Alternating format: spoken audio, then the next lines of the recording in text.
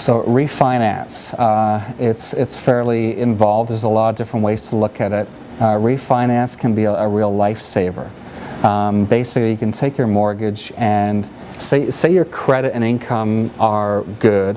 You can refinance generally to about 85% of your home's worth. If the credit scores are lower, like there's different ways to basically get it done. And you can also look at getting a second mortgage and things like that. So a refinance is basically a combination of the loan to value of the home, the credit score, the income. They look at all the different factors. The key factor I look at is TDSR, and loan to value. So when I look at it, it's like the TDSR tells me stress. So for example, if your TDSR is below 40, you may not need a refinance. If it's above 40, it's a really huge issue. Like, it's got to get resolved out. So there's a lot of ways of resolving it out. A lot of different tactics that can be taken.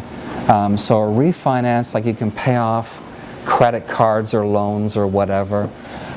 So it can be a very useful thing.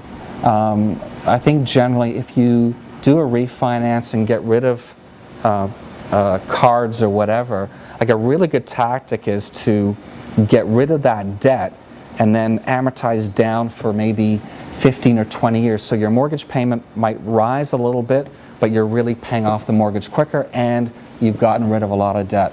So refinance, you've got to really think it out a bit. But refinance, it's very flexible. Another thing to think about is the mortgage in arrears?